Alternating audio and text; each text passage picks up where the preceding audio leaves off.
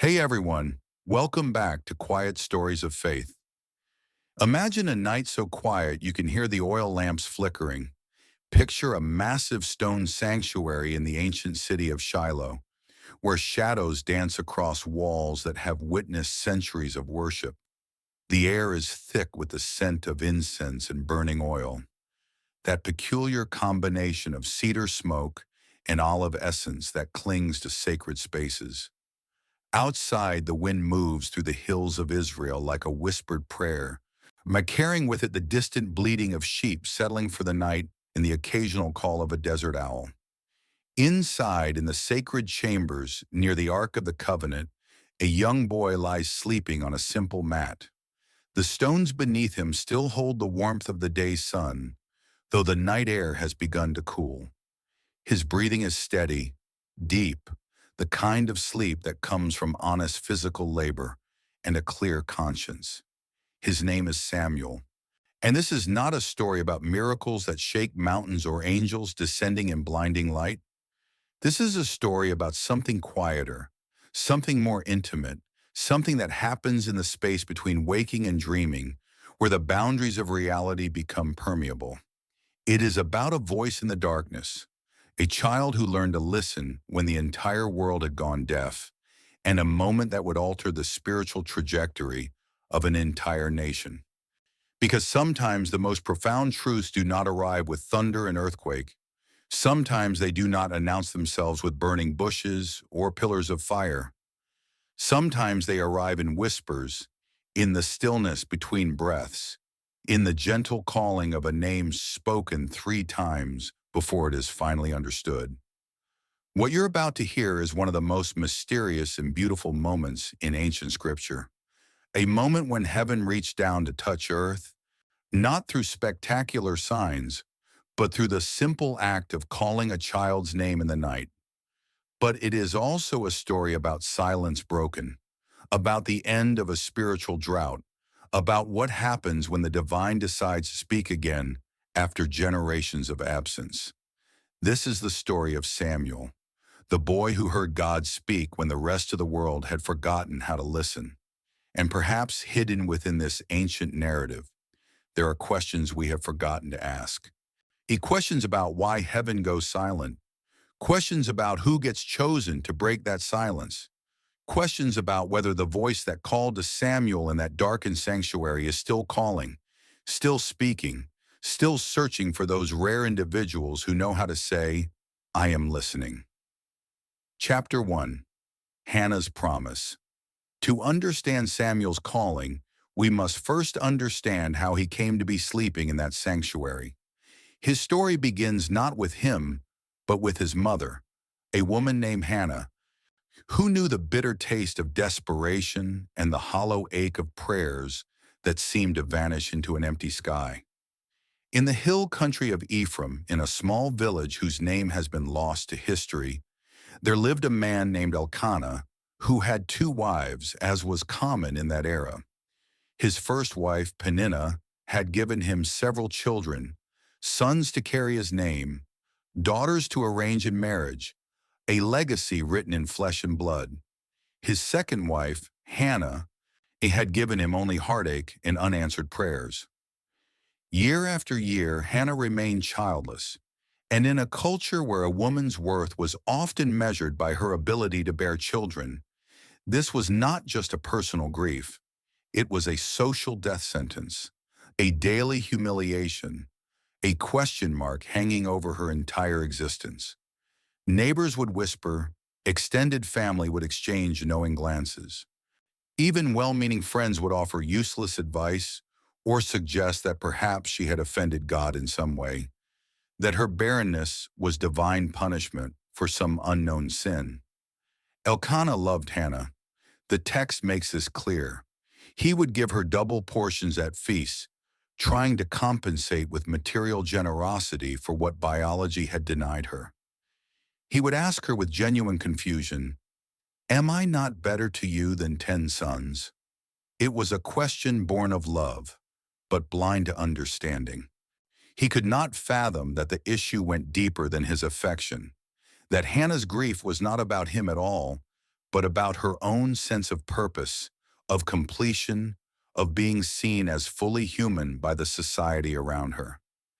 Peninnah, with the cruelty that can only come from insecurity dressed as triumph, would taunt Hannah relentlessly. Every time the family made their annual pilgrimage to the sanctuary at Shiloh to worship and offer sacrifices, Peninnah would remind Hannah of her barrenness. And the taunts were not subtle. They were designed to cut deep, to remind Hannah that in the eyes of the world she was incomplete, cursed, forgotten by the very God she came to worship. Peninnah would parade her children before Hannah, would make comments about how blessed she was, would turn every moment of worship into a reminder of Hannah's failure, and Hannah would weep. She would refuse to eat. The pain went beyond physical longing for a child. It touched something deeper, on the existential question that haunts anyone who feels overlooked by the divine. Does God see me? Does he hear my prayers? Am I worthy of his attention? Or am I simply background noise in a universe too vast to care about one woman's grief? The pilgrimage to Shiloh was supposed to be a time of joy, of celebration, of renewal. But for Hannah, it became an annual reminder of everything she lacked. Year after year, she would go through the motions of worship while her heart broke quietly in places no one could see. One year during their pilgrimage to Shiloh, Hannah could bear it no longer. The weight of accumulated grief, the years of disappointment, the constant humiliation, all of it reached a breaking point. While the rest of the family feasted after the sacrifice, celebrating with wine and roasted meat, Hannah slipped away to the entrance of the sanctuary. She stood there in the place where earth met heaven, in the threshold between the mundane and the sacred, and she prayed with an intensity that went beyond words. Her lips moved, but no sound emerged. Her whole body shook with the force of her grief and desperation. Tears streamed down her face. Her hands trembled. This was not the polite, ritualized prayer of public worship. This was raw, unfiltered communion with the divine. This was a woman pouring out her soul, holding nothing back, demanding to be heard by a God who had seemed deaf to her pleas for years. She made a vow that day, one that would echo through generations. If God would grant her a son, she would give him back to God, not for a season, not for a few years, but for his entire life. The child would be dedicated to divine service from the moment he was weaned. It was the prayer of a woman who understood that sometimes the greatest gift we can receive is not something to hold on to, but something to offer back to its source.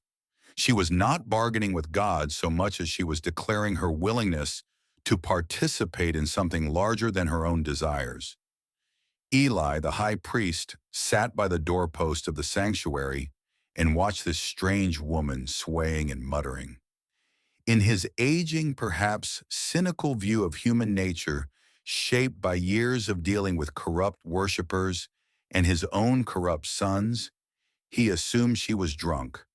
The accusation was harsh, almost cruel. "What are you doing here, intoxicated in the house of the Lord? How dare you bring your drunkenness into this sacred space?" Hannah lifted her eyes, and in them Eli saw not the glaze of wine, but the clarity of absolute desperation, the look of someone who has nothing left to lose, who has stripped away all pretense and pride, who stands naked before God with only their need.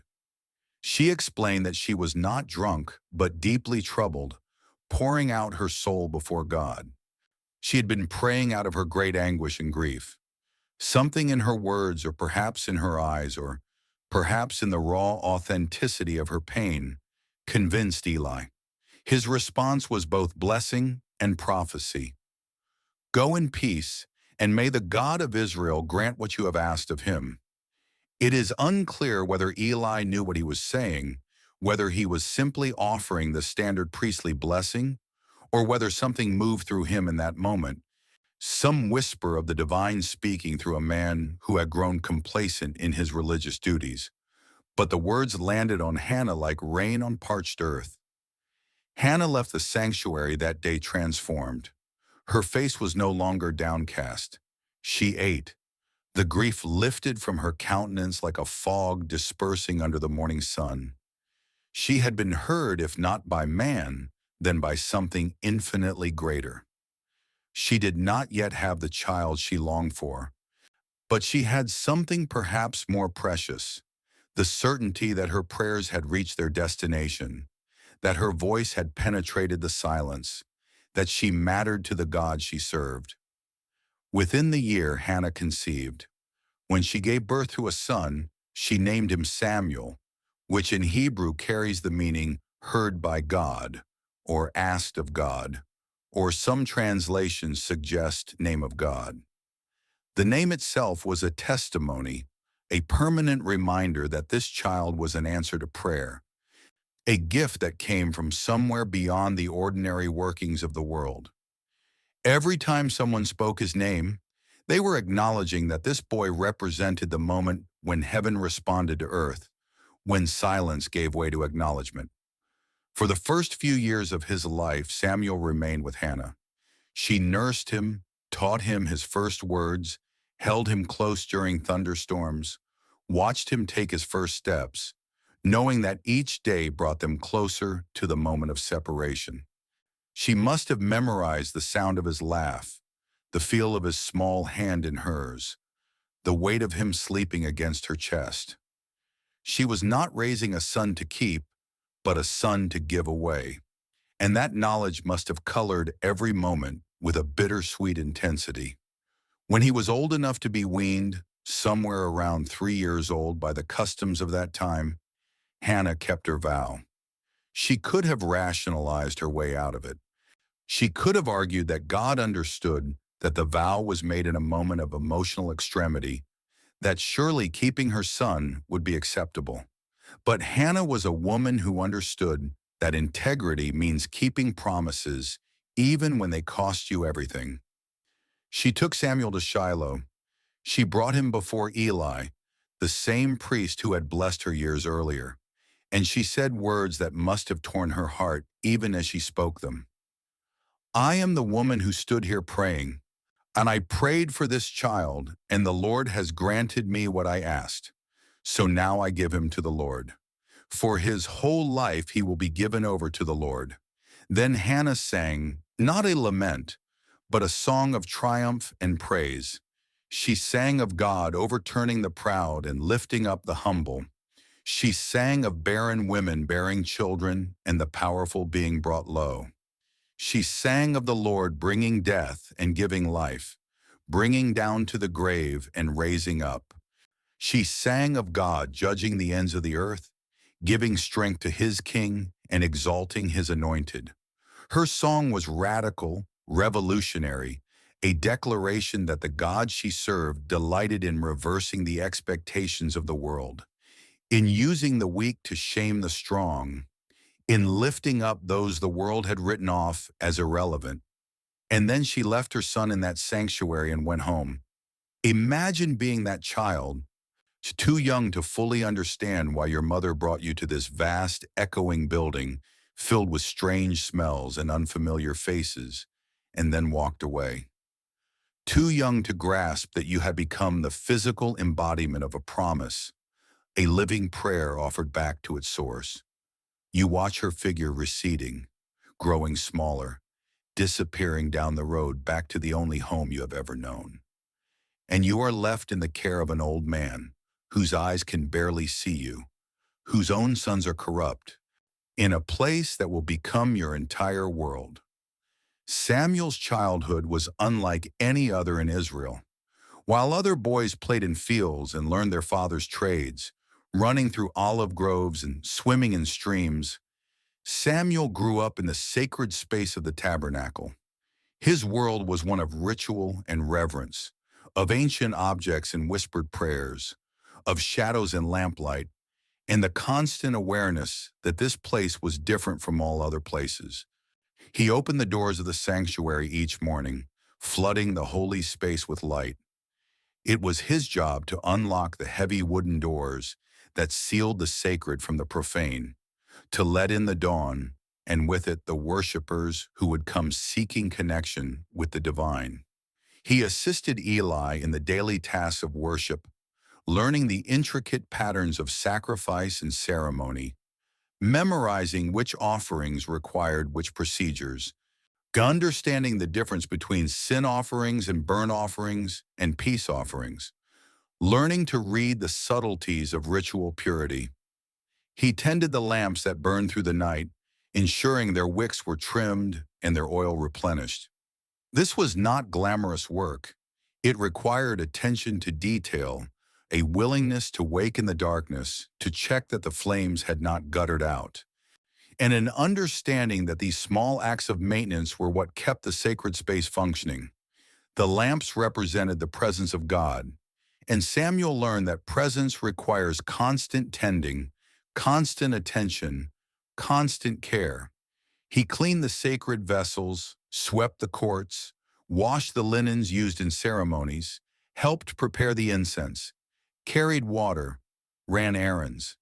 He memorized scriptures, learning to recite the stories of Abraham and Isaac and Jacob, and the tales of Moses and the Exodus, the laws given at Sinai. His education was entirely religious, entirely focused on service, entirely oriented towards something beyond himself. By all accounts, Samuel was a good child, humble, obedient, faithful in small things. The text tells us he grew in favor with both the Lord and with people. He was not resentful of his circumstances. He did not seem to chafe against the boundaries of his unusual childhood. Perhaps he had accepted that this was simply who he was, the boy who belonged to God, the boy who lived in the house of the Lord. But what must it have been like psychologically, to have no mother to comfort you when you woke from nightmares, to have no siblings to quarrel and play with, to grow up watching Eli's corrupt sons come and go, seeing the way they abuse their position, hearing the whispers of their misconduct, to be surrounded by holiness and yet witness its corruption, to serve faithfully while those who should have been models of righteousness displayed only greed and lust and contempt for the sacred. Did Samuel wonder why he had been left here? Did he feel abandoned by the mother who had kissed him goodbye and walked away? Did he question whether the God he served even noticed his small acts of service? The text does not tell us. We see only the external facts. A boy growing up, performing his duties, learning his role. But surely there were moments of loneliness, moments of doubt, moments when the weight of it all felt too heavy for small shoulders to carry. Hannah visited when she could. Each year during the family's annual pilgrimage to Shiloh, she would bring Samuel a new robe she had made for him, watching him grow, trying to compress a year of mothering into a few brief encounters. These visits must have been both blessing and torment, and the joy of seeing his mother mingled with the pain of watching her leave again.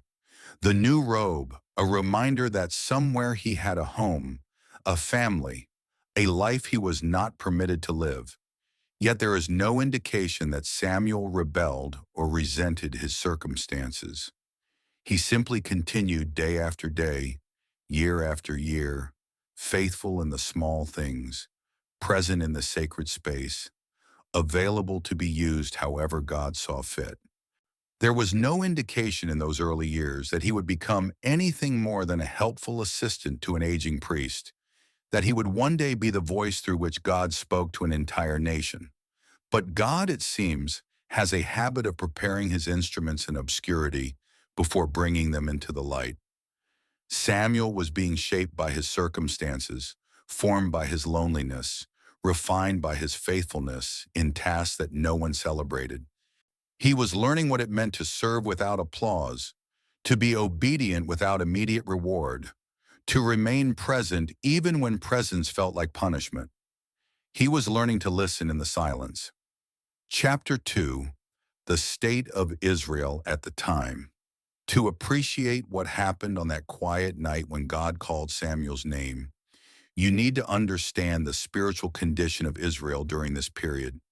It was, to put it simply, a disaster.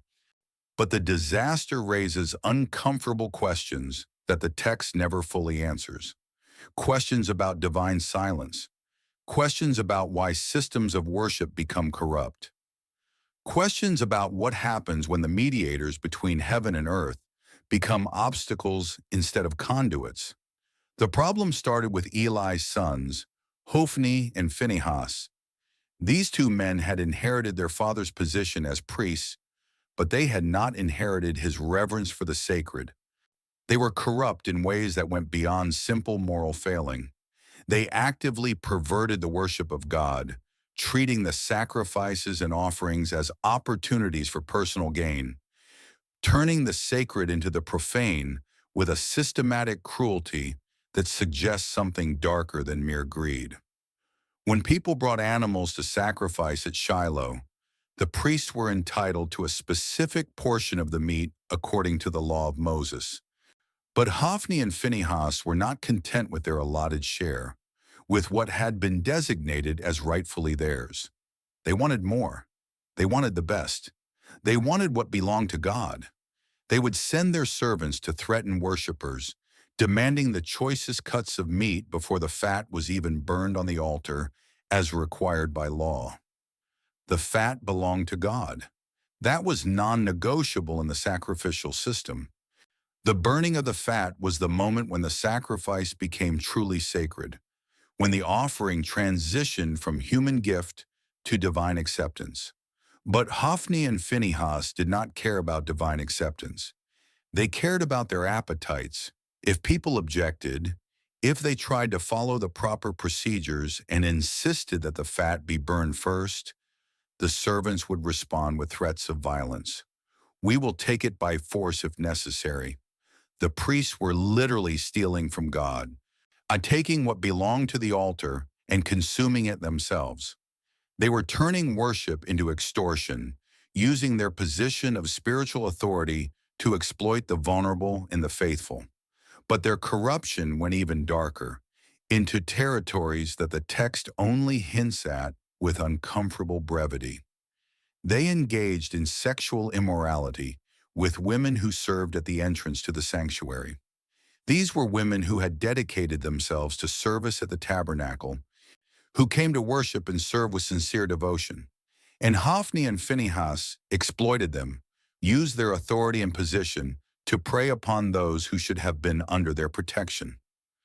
They turned the house of God into a place of exploitation and abuse, where the very people who were supposed to represent divine holiness became perpetrators of trauma. Worship became a source of fear rather than transcendence. People stopped coming, or when they came with cynicism and resentment, going through the motions but empty of faith. How could you trust a system where the gatekeepers were predators?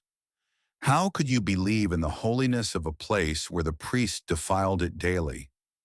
The sanctuary at Shiloh, which was meant to be the central hub of Israel's spiritual life, became instead a monument to religious corruption. Eli knew what his sons were doing. The text makes this painfully clear. People told him. They came with reports of misconduct, of abuse, of exploitation. And he heard the rumors and saw the evidence. He was not ignorant. He was not blind to their crimes. And to his credit, he confronted them. But his rebukes were weak, almost apologetic, carrying no weight and no consequence. Why do you do such things? I hear reports from the people about your wicked deeds. If someone sins against another person, God may mediate. But if someone sins against the Lord, who will intercede? The words acknowledged the problem, but offered no solution. There was no threat of removal from office, no stripping of authority, no punishment that might actually deter the behavior. Just words, just disappointment, just a father hoping his wayward sons might suddenly develop a conscience they had never demonstrated. Hophni and Phinehas ignored their father and continued their corruption. Why wouldn't they? There were no consequences. Eli's position as high priest gave him the authority to remove them, to appoint others, to enforce standards. But he did nothing, and his inaction was itself a form of action, a choice that enabled the continued degradation of worship. The impact on Israel's spiritual life was catastrophic. The text records it with devastating simplicity. The people came to despise the offerings to the Lord. Think about what that means. The sacrificial system was the heart of Israel's covenant relationship with God.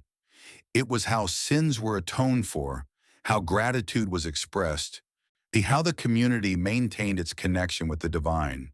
And people were learning to despise it, to see it as corrupt and meaningless, to associate worship with exploitation rather than with holiness. Faith withered. Cynicism spread. A generation was growing up believing that God either did not care about corruption in his own house, or that he was powerless to stop it, or worse, that he did not exist at all. And the whole system was simply a mechanism for priestly power and exploitation. But perhaps the most devastating aspect of this era, the detail that haunts the narrative with its implications, was not the corruption of the priests. It was the silence of heaven.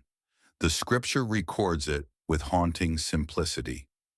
In those days, the word of the Lord was rare. There were not many visions. Think about what that means. In a culture where prophets and priests were meant to be the conduits between God and humanity, the channel had gone quiet. God was not speaking, or if he was, no one was hearing. Prophecies were scarce to the point of being legendary. Divine visions were so uncommon that when someone claimed to have received one, it was met with skepticism rather than expectation. But why? The text does not explain. It simply records the fact of divine silence as if it were weather, as if the absence of God's voice was as natural and unremarkable as a drought. But this raises uncomfortable questions. Had God withdrawn because of the corruption? Was the silence a form of judgment, a divine turning away from a people who had corrupted worship? Or had the people simply stopped listening? Had they become so cynical and so wounded by religious hypocrisy that they could no longer hear what was being said?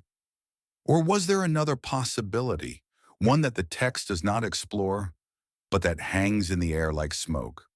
Perhaps the priests who were supposed to be the mediators between God and people had become such effective blockers of communication that divine messages simply could not get through. Perhaps Hophni and Phinehas were not just corrupt individuals, but symptoms of a systemic failure, a spiritual infrastructure that had collapsed under the weight of its own contradictions. Israel was spiritually adrift, navigating by dead reckoning through waters where the stars had gone dark. There were no prophets to consult, no clear word from God about how to proceed, no divine guidance about which way to turn. Just the daily grind of existence, the hollow rituals performed without meaning, the slow death of a people's faith in the face of institutional betrayal. This was the world into which Samuel was growing up, a world where the representatives of God were corrupt, where worship had become hollow, where heaven seemed distant and disinterested. If you were a young person in that era, what would you believe about the divine? Would you expect God to speak? Would you even know what his voice sounded like? Would you be able to distinguish a divine call from your own imagination or from the voice of a very human priest? Samuel cleaned the lamps each evening, ensuring the light would burn through the night. It was a practical task, a maintenance duty, nothing spiritual about it. He trimmed the wicks, refilled the oil reservoirs. It ensured the flames were steady. But in that small act, there was a symbol that perhaps Samuel himself did not fully understand. The lamp of God had not yet gone out. Somewhere in the darkness, a light still burned. And into that darkness, cutting through the silence that had lasted for generations, a voice was about to break through. Chapter 3. The Night God Spoke. The night began like any other. Samuel had completed his duties for the day, working through the familiar routines that structured his life. The sanctuary was clean, the floors swept, the vessels washed and arranged in their proper places. The lamps were lit, their flames steady, casting dancing shadows across the ancient stones.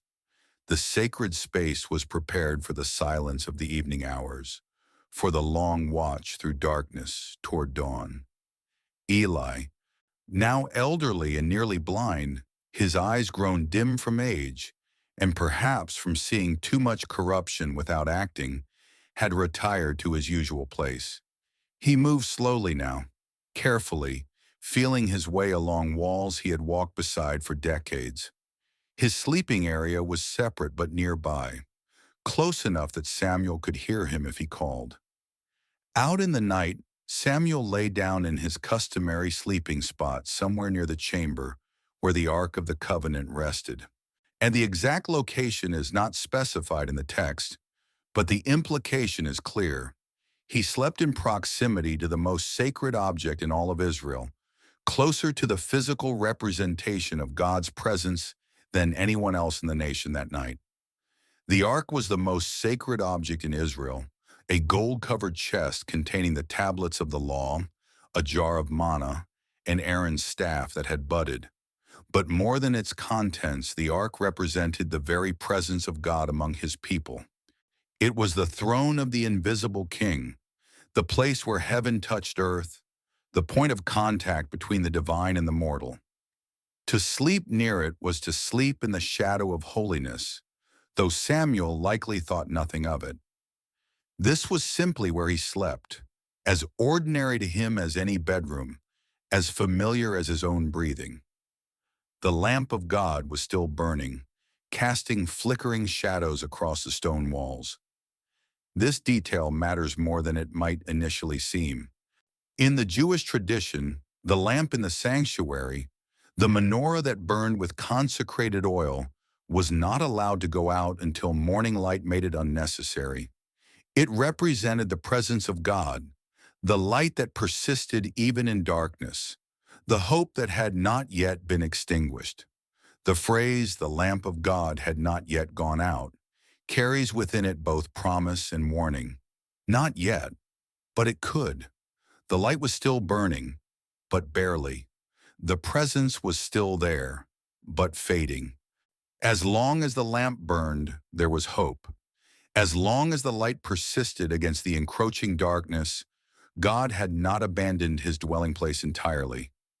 Samuel drifted into sleep, a boy exhausted from the honest labor of serving in the house of God. His breathing slowed, his muscles relaxed. He sank into that deep, dreamless sleep that comes from physical work and a clear conscience. The sanctuary around him settled into its nighttime sounds, the creak of cooling stone, the whisper of wind through high windows, the distant cry of a night bird, the soft flutter of the lamp flames. And then in the darkness, cutting through the silence like a knife through cloth, he heard his name. Samuel. The voice was clear, distinct, personal. Not a shout that would echo through the halls, but not a whisper that could be mistaken for imagination either. It had the quality of someone standing nearby, speaking with intention and purpose, and with the certainty that they would be heard. It was a voice that expected a response. Samuel's eyes snapped open. His heart leaped in his chest. There was no confusion, no moment of disorientation. He knew immediately that someone had called him. The voice had been too clear, too deliberate, too unmistakably directed at him. In the darkness, with the lamp casting its uncertain light, Samuel did what made perfect sense to a boy who had grown up serving under an elderly priest. Eli must need something. The old priest was nearly blind now, stumbling in the darkness. Perhaps he had dropped something. Perhaps he needed water. Perhaps he was unwell and required assistance. Samuel threw off whatever covering he used against the night chill and ran to where Eli slept. "Here I am. You called me." The response was immediate, instinctive. "Here I am." Two words that would become the defining posture of Samuel's entire life. Not "what do you want?" Not "can it wait until morning?" Just presence. Just availability. "Here I am." Eli, pulled from sleep and confused, his mind foggy with the remnants of dreams, looked in the direction of Samuel's voice with eyes that could barely make out shapes in the darkness. "I did not call," he said. "Go back and lie down." Samuel returned to his place, perhaps a little puzzled, but not overly concerned. Perhaps he had been dreaming. Perhaps the transition from sleep to waking had jumbled his perceptions. And perhaps the old man had called out in his sleep and forgotten. These things happen. The mind plays tricks in the boundary spaces between consciousness and unconsciousness. He lay back down, pulled his covering around him, and closed his eyes, willing himself back toward sleep. The sanctuary settled back into silence. The lamp continued its steady burning. Outside, the wind moved through the hills with a sound like breathing. Samuel's heartbeat slowed back to its resting rhythm. Then again the voice came. Samuel. The same voice, the same clarity, the same undeniable sense that someone was speaking directly to him, calling him by name with purpose and intention. This was not imagination. This was not the remnant of a dream clinging to the edge of waking. This was not the echo of Eli's voice misheard in the darkness. Someone had called his name clearly and deliberately, as real as the stone beneath him and the lamplight flickering against the walls. Once more Samuel got up and went to Eli. His bare feet made soft sounds against the cold stone floor. His breathing was quicker now, his confusion deeper. If Eli had not called the first time, then who had? "Here I am. You called me." Eli, now more awake and perhaps slightly irritated at being disturbed a second time, sent him away again with a tone that suggested both confusion and mild frustration. "I did not call, my son. Go back and lie down." Samuel returned. But now there was a question forming in his mind that would not be silenced. If Eli was not calling him, then who was? Was someone playing a trick? Was there an intruder in the sanctuary, hiding in the shadows, calling his name for some unknown purpose? But the voice had not seemed mischievous or threatening. It had been steady, certain, intimate, the kind of voice that knows you, that has the right to call your name. He lay back down, but this time sleep did not come easily. His eyes stayed open, staring into the darkness above him. His ears strained for any sound, any indication of who or what had spoken to him. The lamp flickered. A moth circled near its flame. Time stretched and compressed in that strange way it does when you're lying awake in the dark, unsure whether minutes or hours are passing.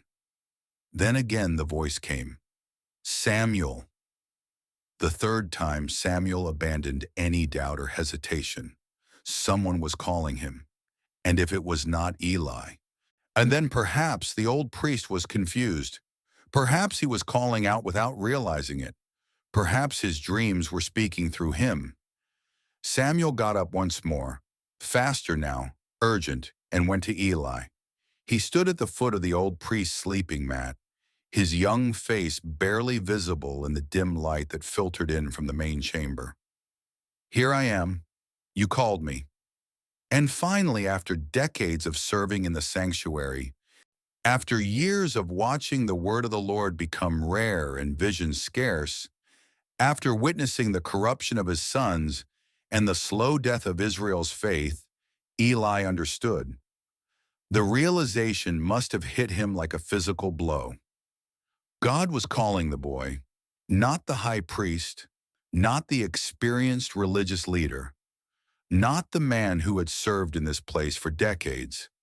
The boy who cleaned the floors and tended the lamps and slept near the ark without fully comprehending what that meant. And Eli's response is one of the most beautiful moments in the entire narrative. He could have been jealous, wounded by the divine bypassing him, bitter that his years of service were being overlooked in favor of a child. He could have been defensive, questioning whether this was really happening, whether Samuel was perhaps confused or making things up. He could have claimed the voice for himself, insisting that any divine communication should come through proper channels, through the established hierarchy of priesthood. But instead, Eli became a teacher in the truest sense. He gave Samuel the gift of understanding and the words that would change everything. He put aside whatever personal feelings he might have had and focused entirely on helping Samuel navigate what was about to happen. "Go and lie down," Eli said. And you can hear in those words both resignation and hope, both the sadness of being passed over and the wonder that God was speaking again at all. Even if he calls you, say, "Speak, Lord, for your servant is listening." Those words, "Speak, Lord, for your servant is listening," not "Who are you?" Not "What do you want?" Not "Prove yourself to me," just openness, just availability, just the humble acknowledgement that if God is speaking, the only appropriate response is to listen. Samuel returned to his place one more time. He lay down in the darkness, the lamp of God still burning nearby, casting its uncertain light across ancient stones. And he waited. This time the boy was ready. Following Eli's instructions exactly, word for word, he responded with the words that have echoed through the centuries as the perfect posture of faith. The ideal response to divine initiative. "Speak, Lord, for your servant is listening." And God spoke. What happened next was not what a child would want to hear. God did not give Samuel a message of encouragement or blessing.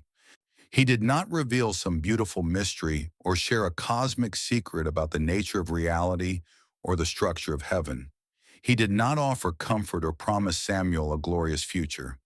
Instead, God gave Samuel a prophecy of judgment, and the judgment was against Eli's household, against the man who had been like a father to him, against the only family he had truly known.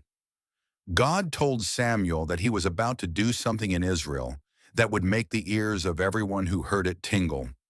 That phrase suggests something shocking, something that would reverberate through the nation like a physical sensation. This would not be a quiet judgment or a private correction. It would be public, unmistakable, impossible to ignore. God declared that he would carry out everything he had spoken concerning Eli's family from beginning to end. There had been warnings before. Years earlier, a prophet had come to Eli with a similar message, speaking of judgment to come, and of the priesthood being taken from his lineage, and of his sons dying on the same day.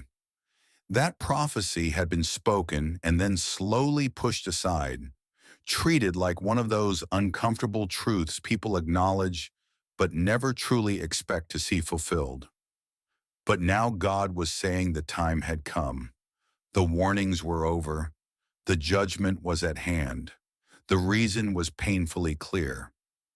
Eli knew about the sins of his sons. He knew they were dishonoring God, treating the sacred as something ordinary. They're exploiting women, stealing from the altar, corrupting worship itself.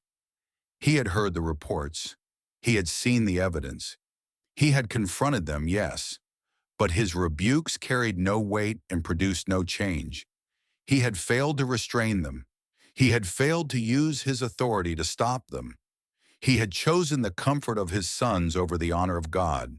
And that failure, that complicity through inaction, meant that the guilt of Eli's house would never be atoned for by sacrifice or offering. Think about what that means. In a religious system built entirely around sacrifice and atonement, where every sin could theoretically be covered by the blood of animals and the proper rituals, God was declaring that some corruption runs too deep for ritual to reach. Some betrayals are so fundamental that the system itself cannot repair them. Eli's family would carry their guilt to the grave. Imagine being Samuel in that moment. A child, perhaps 11 or 12 years old, lying in the darkness of a sanctuary, having just heard the voice of God for the first time. And the message you have been given is not blessing, not encouragement, not destiny. It is judgment.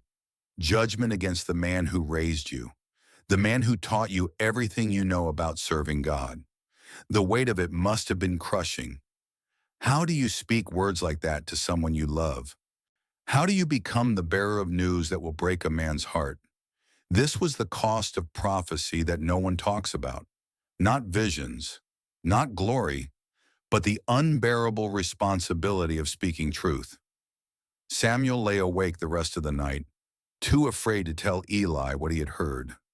Sleep would not come. His mind must have raced through every possible hope. Maybe he misunderstood. Maybe the message could be softened. Maybe if he stayed silent, the whole thing would fade like a dream, and he could return to his simple life, tending lamps and sweeping floors. But deep down he knew. The voice had been too clear, the message too specific. God had spoken, and when God speaks, silence is no longer an option. Morning eventually came. Pale light filtered through the high windows of the sanctuary.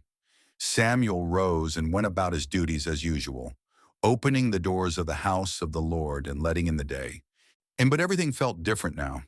The air felt heavier, the silence louder, because Samuel carried within him words that would change everything, and he was terrified to speak them. When Eli finally called for him and asked what the Lord had said, Samuel told him everything, every word, every warning, every detail of the coming judgment.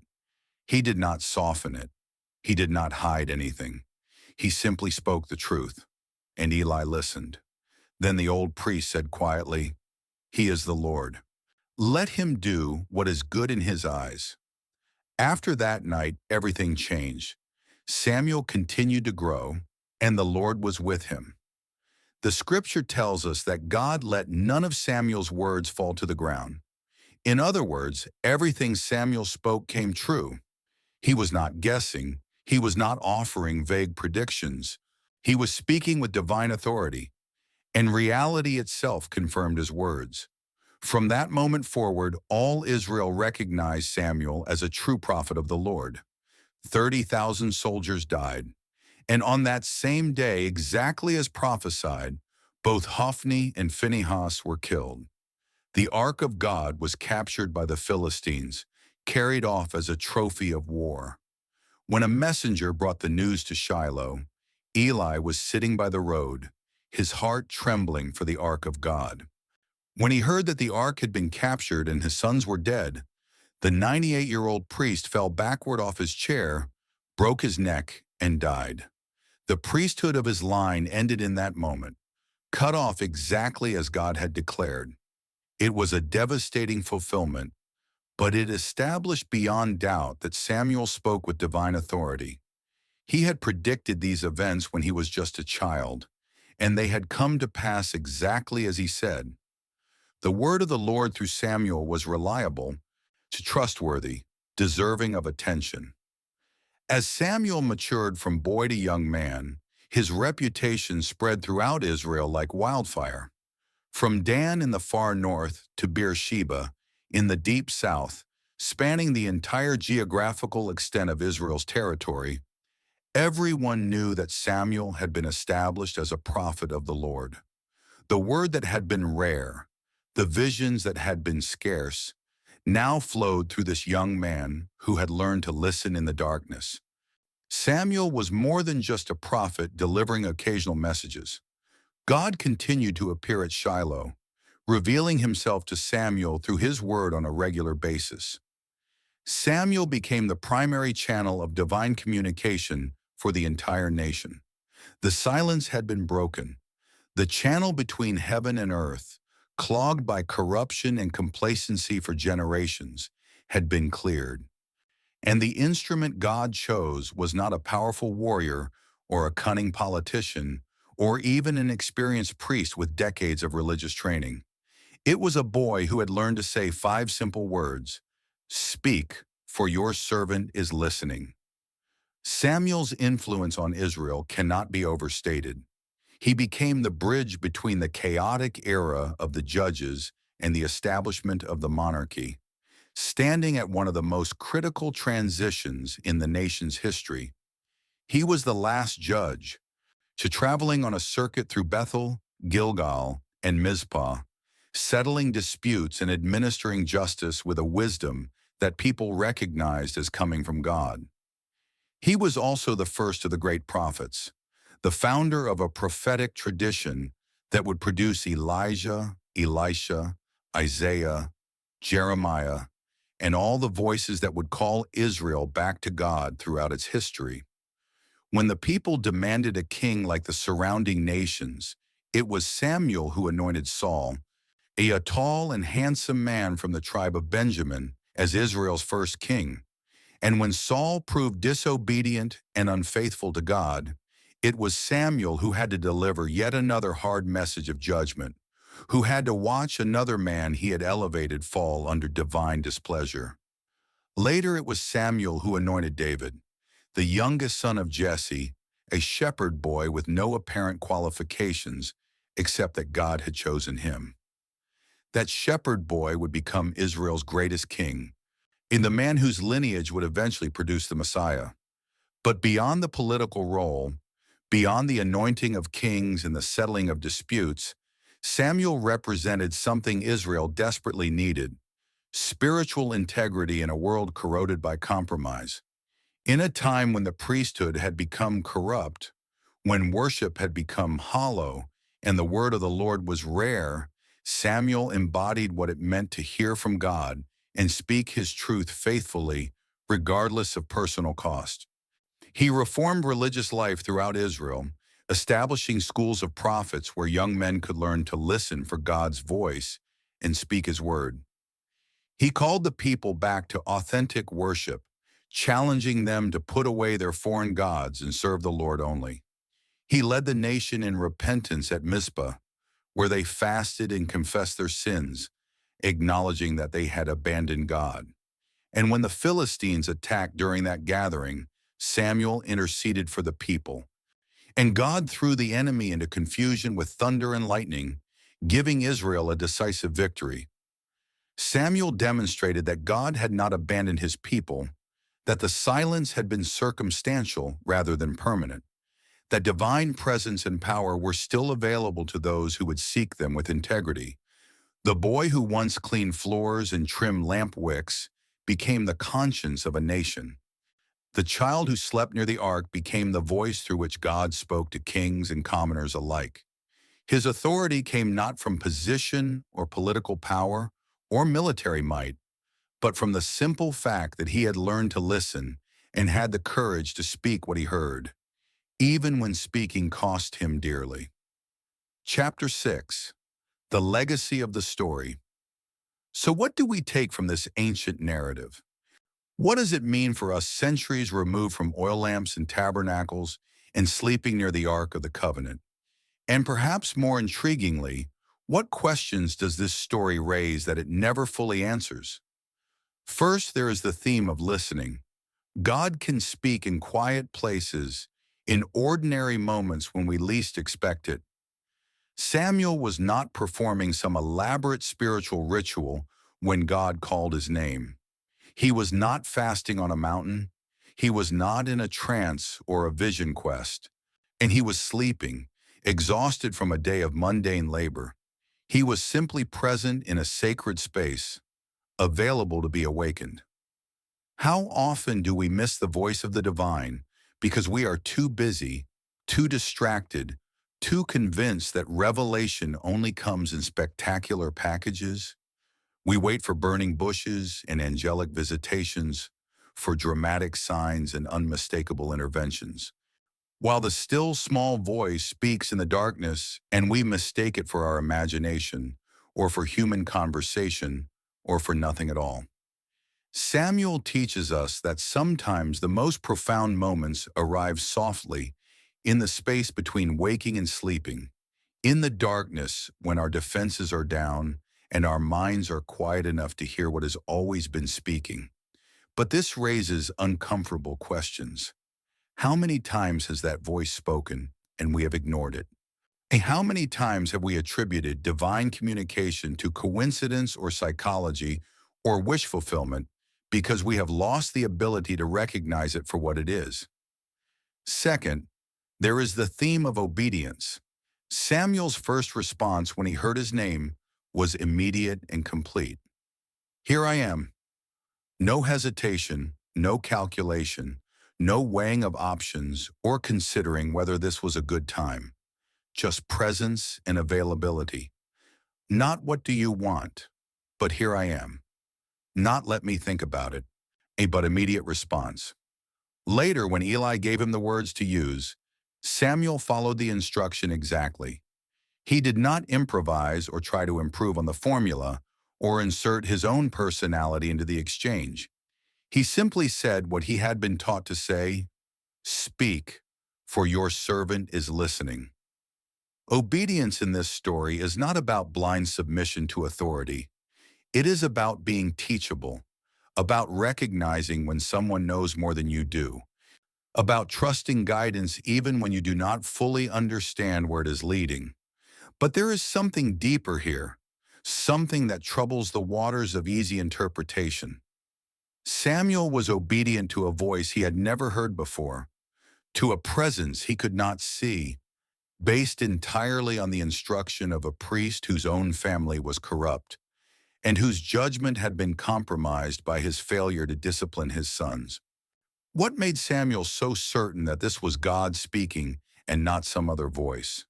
What internal compass guided him toward trust when skepticism would have been equally reasonable? Third, there is the theme of humility. Samuel's greatness began in small acts of service.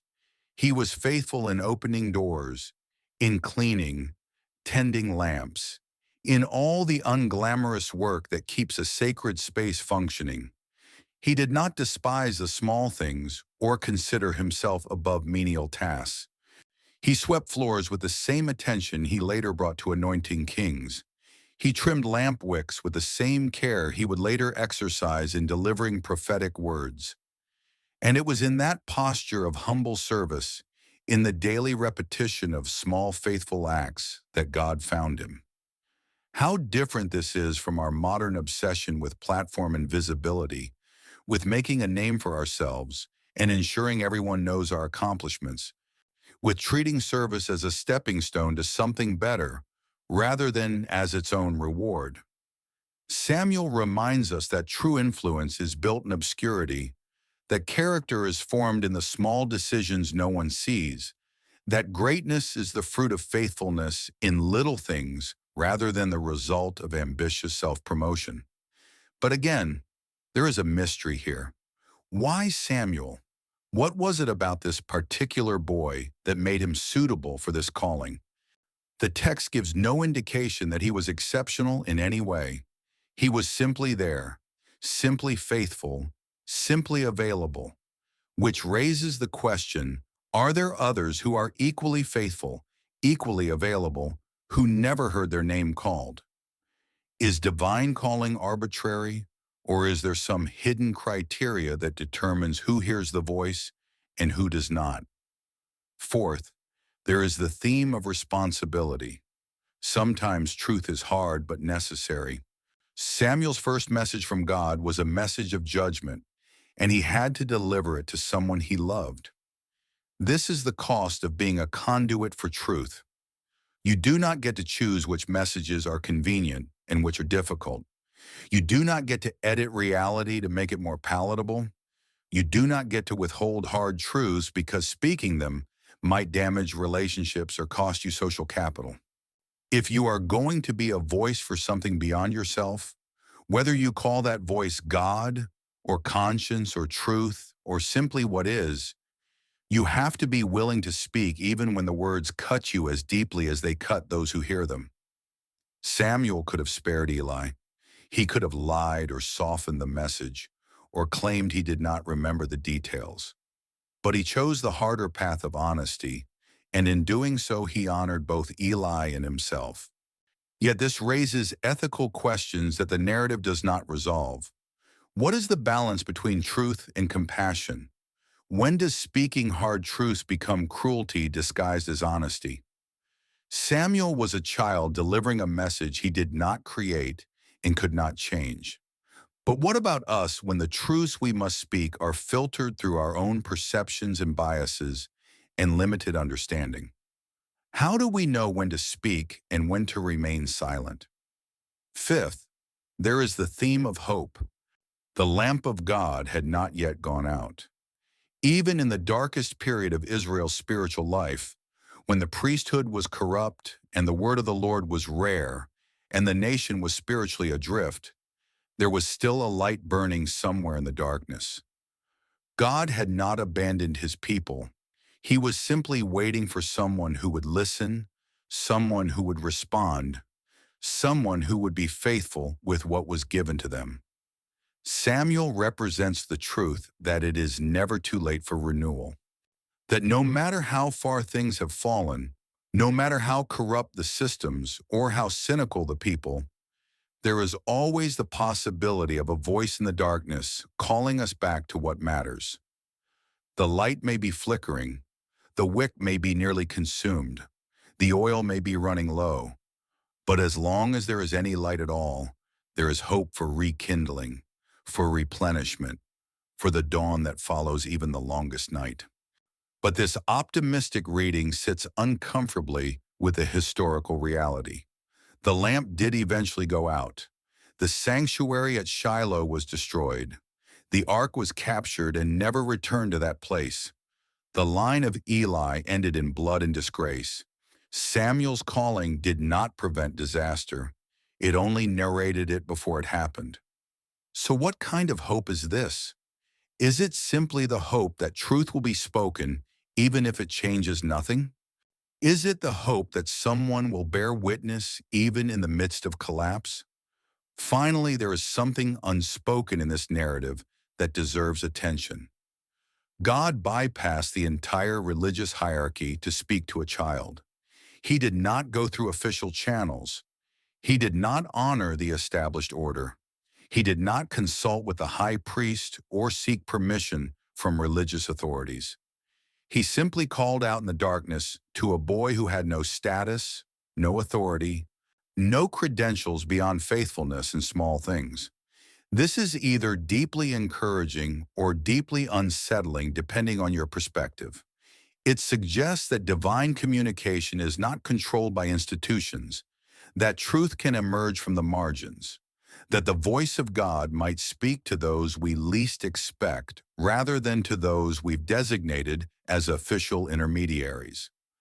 But it also raises anarchistic questions about authority and order, about how we distinguish genuine divine calling from delusion or manipulation, about what happens when everyone claims to hear the voice of God, speaking contradictory messages. Samuel's story is ultimately about availability. He was not the most powerful person in Israel. He was not the most educated or the most connected. He was simply present, attentive, and willing to respond when he heard his name called. And that was enough. That has always been enough. But it invites us to ask, what are we available for? What sacred spaces do we inhabit, whether physical or spiritual or psychological, where we might be found by whatever calls to us in the darkness? And when that call comes, will we recognize it, or will we mistake it for something ordinary, something explainable, something that requires no response? Epilogue, the voice in the night. Close your eyes and imagine that sanctuary again, the vast stone building in Shiloh, the oil lamps casting their gentle light, the shadows dancing on walls that have witnessed generations of worship and neglect. Imagine the boy lying near the ark, exhausted from a day of simple service, drifting into sleep with no expectation that this night will be different from any other. And then the voice, clear, personal, undeniable, a voice that breaks through the silence of heaven and calls a child by name. Samuel's story is a reminder that the divine does not always announce itself with thunder and lightning. Sometimes it comes as a whisper in the darkness. Sometimes it arrives in the form of a question repeated until we finally understand that we are being addressed. Sometimes the most significant moments of our lives happen when we are alone, unguarded, simply present in a space where we have made ourselves available to something greater than ourselves. The lamp of God is still burning. That is the promise embedded in this ancient narrative.